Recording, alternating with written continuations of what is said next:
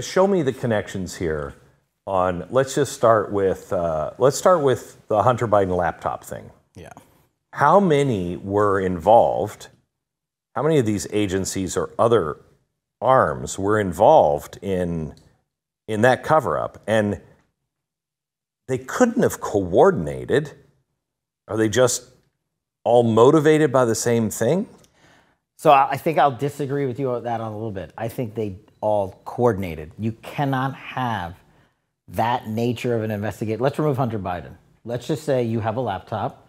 It's got maybe child pornography on it. It's got maybe illicit financial transactions on it. It's got illicit possession of firearms, photography, and videos on it. It's got a whole list of people on it that are known criminals.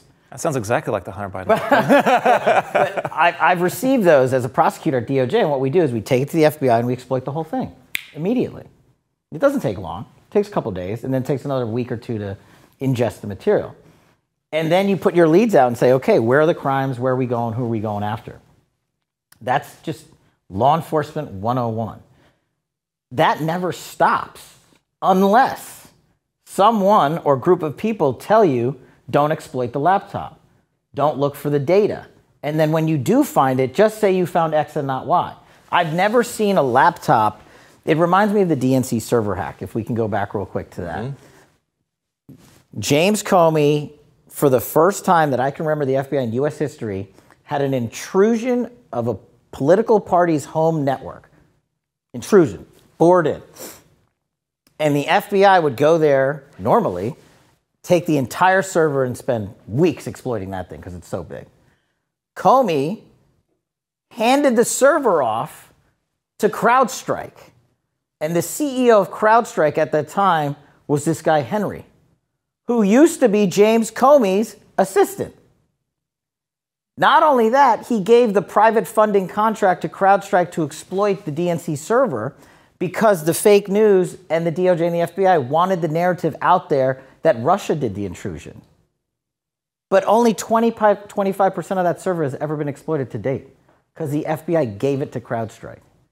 That cannot happen unless the DNC, the FBI, the DOJ, the media are coming in and saying, we need this to stop. So analogizing that with Hunter Biden, when you look at the reports that have made public about the FBI and what the investigatory steps they took into that laptop, you see they were shut down.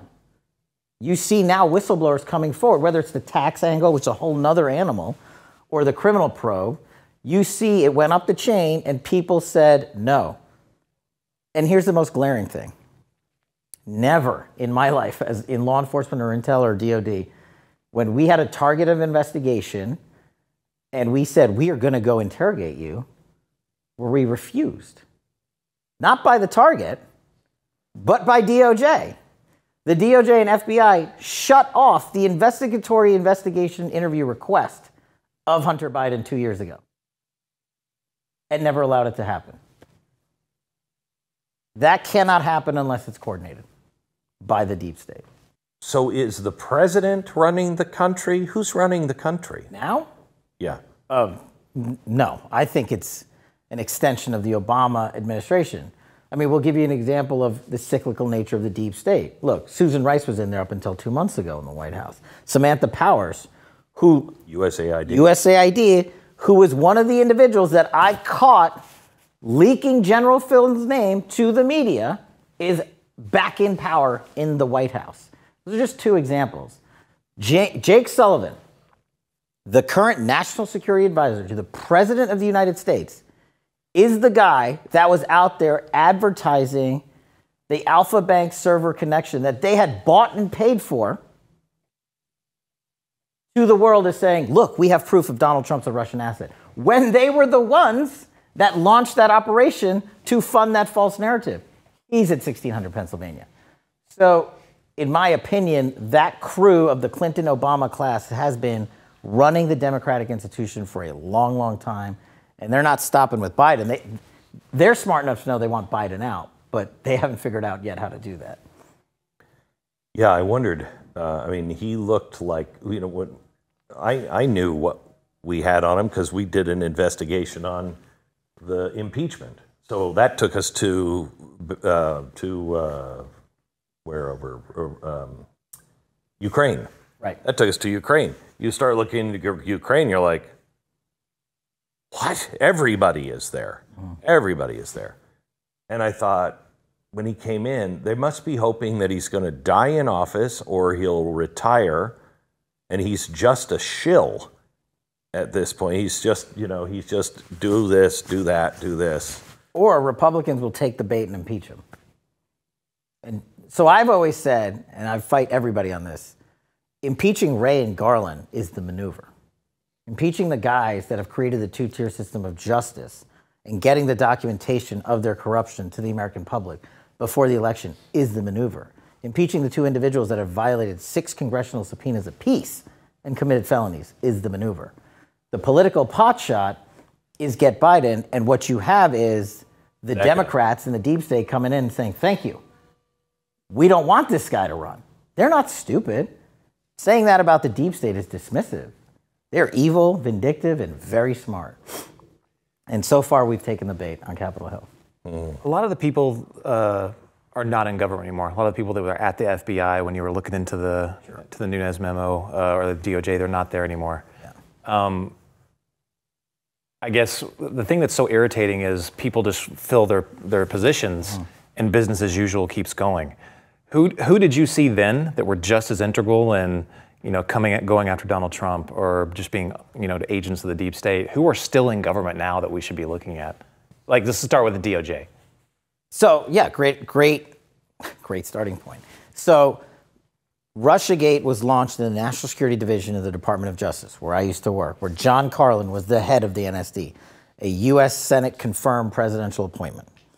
And Lisa Monaco was head of Homeland Security at the White House at the time. Fast forwarding to today, John Carlin is the PADAG, the Principal Associate Deputy Attorney General. Long title, short form, number 3 at DOJ. Lisa Monaco is the Deputy Attorney General, the number 2 at DOJ. Jeez. That's just DOJ. And you're right, we fired a lot of the FBI guys as a result of the Russiagate and the Nunes memo and all that. I mean, that's what it took to remove these people. But if you don't think their proteges aren't in place, just like the DOJ, you're wrong. We just found out about this McGonigal guy, right? Career FBI, head of counterintel, in the bag for Russia. Literally just got convicted of being on Russian payroll.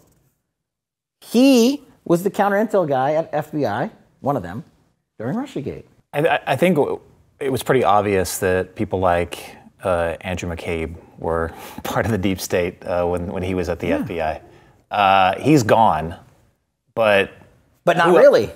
So, sorry, I didn't mean to cut you off, but Andy McCabe, Deputy Director of the FBI, later Acting Director, who I personally worked with when he was head of the Washington Field Office on terrorism cases, is now a hired shill at CNN in the media.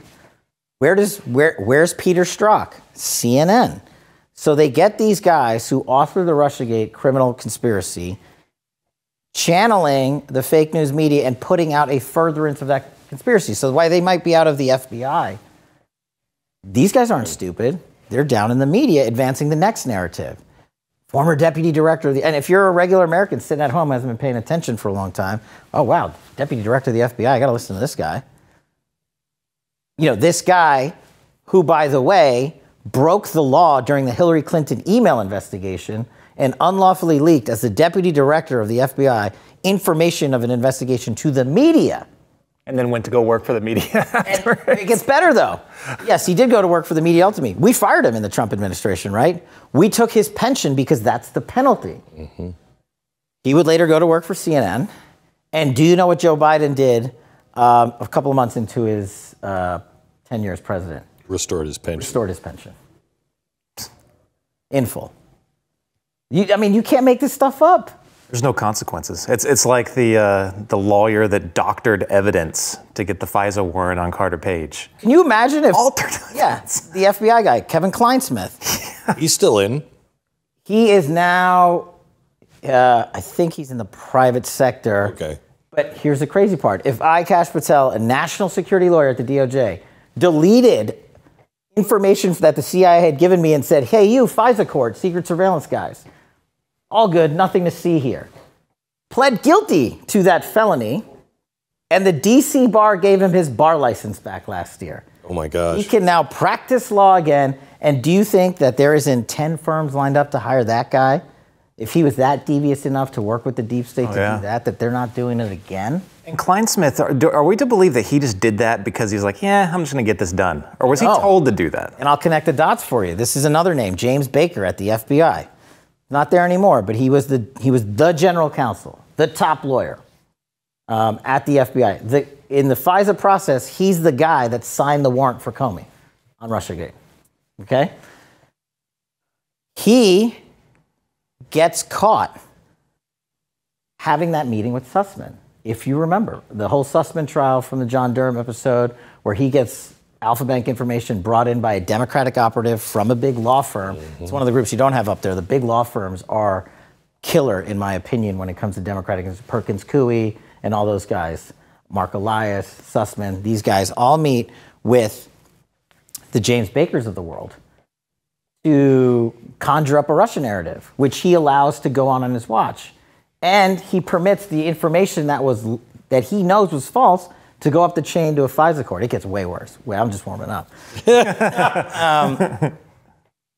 So we tell him about all this. Chris Wray decides to keep him as deputy director. And then ultimately, we have so much information against James Baker and his fraudulent conduct, he's fired. Do you know where he goes? He gets hired as the deputy general counsel at Twitter. Chris Wray would later form an 80-member task force for election integrity in the run-up to the last election. That task force, and this is public by his own admissions in the documents out of the FBI, met with Twitter and Facebook on a weekly basis to suggest to them what information to put out and not put out. Do you know who was coordinating those weekly meetings? James Baker. And then Elon Musk takes over Twitter and he says, I don't have any of the democratic institutions working for me at X or Twitter or whatever it's called. And I said, and I literally was able to directly message him in public spaces and say, you have Perkins Coie as your defense lawyers. But let's put that aside for a second. You have James Baker on your payroll as your deputy general counsel who is blocking subpoenaed information to Congress for oversight purposes. He got fired the next week. This is how deep the deep state is. When you have guys like Elon who are smart as he is and whatever his politics are, they're there. Perkins Coie is right there, the authors of the narrative. So if I had to ask you, who are the 4 or 5 biggest names that are the ones that if you were in a deep state convention, they'd be the ones going, someday I'm gonna be all right up there with them. Already, or the future that's sort of coming in? Already. Like who are the ones that are calling each other and saying, you got to get your agency to do this? Milley at DOD. That whole place needs a monstrous reorg. Esper was at DOD. Barr, formerly at DOJ. Chris Wray, currently at FBI. Merrick Garland, currently at DOJ. Merrick Garland, how do these guys sleep at night? He doesn't care. He's just getting payback for not getting on the Supreme Court. Yep. That's all he's doing. Thank you for my singular opportunity. I'll lie to the world and the media will cover for me, and I'll do a 60 Minutes interview. We'll say, there's not 2 sets of justice for Democrats and Republicans. And half the world will be like, oh, that sounds good. But when you look at the cases, there are. I mean, there's just so many. Esper was at DOD. Paul Nakasone was at NSA. I mean, there's just this thing, that's why it took me like 10 pages to name them all. And that's just the ones that were in the executive branch.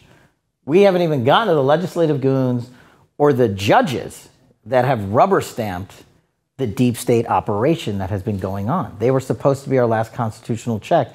And you've seen what a large swath of the DC bench has done to matters brought before criminal and civil. It seems like the media is a big part of the deep state as well. Who do you know specifically are the main contacts for when, the random FBI guy that wants to leak something out damaging or that looks damaging? Who are some of their go-tos? I mean, I know we knew that Yahoo guy, Yahoo News guy. I can see his Isikoff. We knew him. He was a Russiagate guy. Yeah. and David Korn over at the.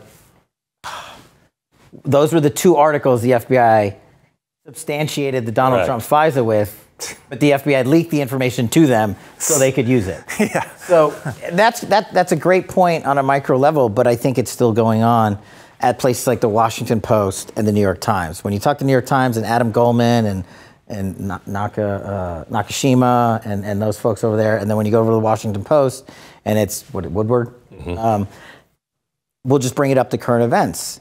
You saw a frontline story in the Washington Post about a month ago from Woodward that says, "Thank you, Mr. Biden, for saving," I'm paraphrasing, "for saving America from Donald Trump.